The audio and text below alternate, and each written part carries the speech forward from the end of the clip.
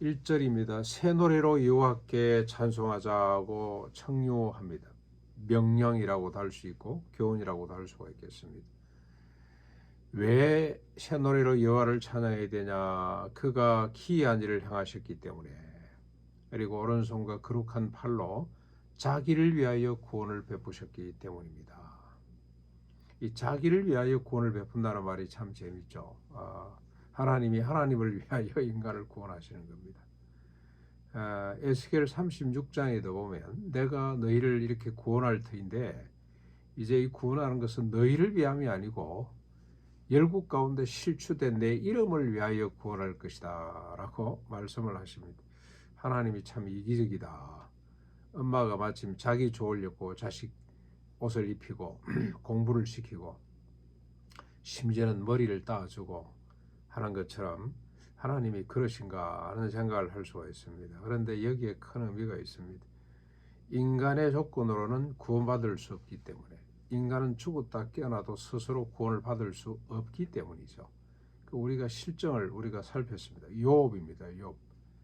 지상에 가장 의로운 사람이라고 한 사람도 나중에는 하나님의 정의로움과 공의로우심을, 하나님의 존재 자체를 의심하는 이런 자리까지 나아가는 걸 보았습니다. 다윗이 그 뒤에 정리를 한 거죠. 나는 어머니 태중에 조성될 때부터 죄인으로 조성이 태어났습니다. 태어나기 전부터 나는 죄인입니다. 솔로몬이 더 멋있게 또 정의를 합니다. 우리 인간이 왜 죄인인가? 아버지가 내가 왜 죄인인가? 조성될 때부터 내가 나를 위하여 살 수밖에 없었기 때문에. 그래서 헛되고 일평생토록 하는 짓이 헛된 짓만 하다가 허무하게 죽을 수밖에 없는 것이 인간이기 때문에.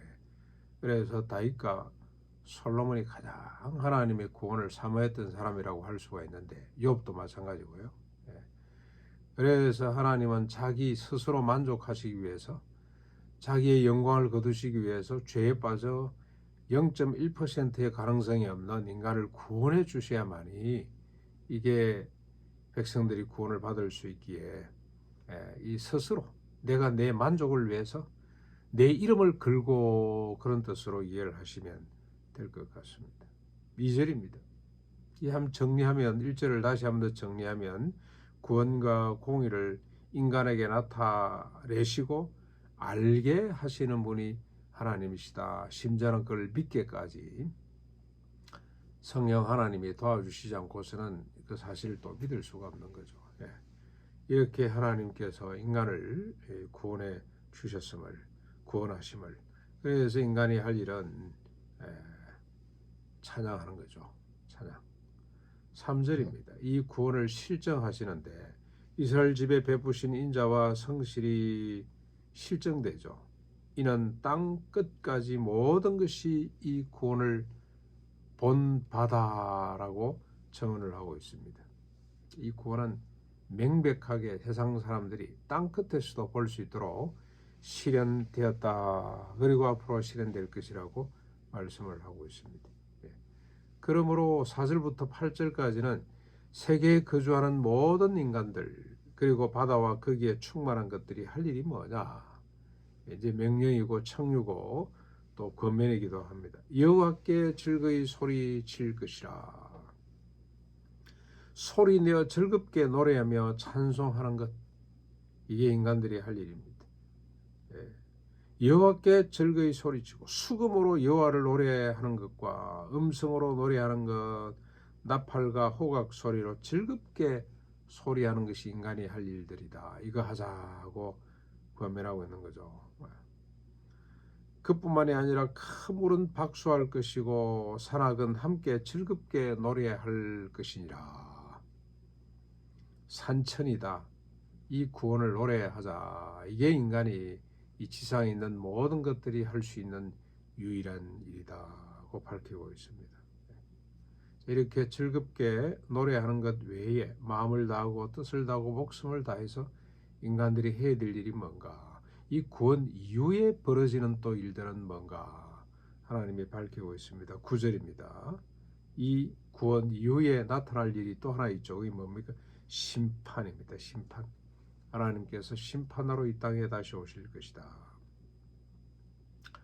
그의 의로 세계를 판단하시고 심판하고 공평으로 그 백성들을 심판하실 것이 하나 더 남아 있다는 겁니다.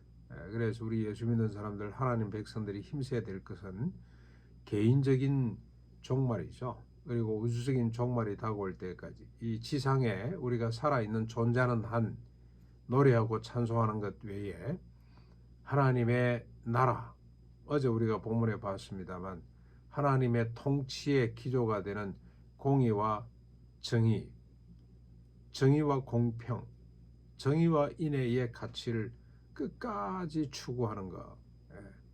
하나님께서 우리에게 당부하신 거고 명령하신 거죠. 우리 산상보원으로 그 놓으면 스스로 종이 되어서 발을 닦이는 일, 이름을 7번 용서하는 일, 더불어 함께 복되게 살아가는 일, 이 일에 힘쓰는 것이 하나님의 심판을 기다리는 성도의 자세고 구원을 누리는 성도들의 자세라고 할 수가 있겠습니다. 그러니까 우리를 구원하신 목적이 뭐냐?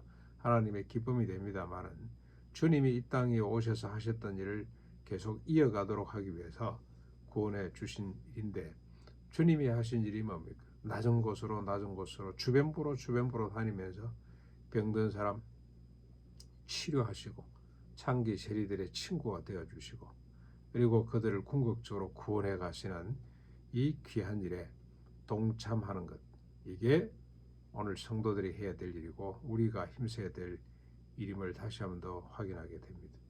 하나님의 공의와 정의와 공평을 추구하는 가운데 기뻐하고 즐거워하는 오늘 복된 하루가 될 수 있기를 바랍니다. 우리 같이 한번 기도하겠습니다. 첫 번째 기도 제목입니다.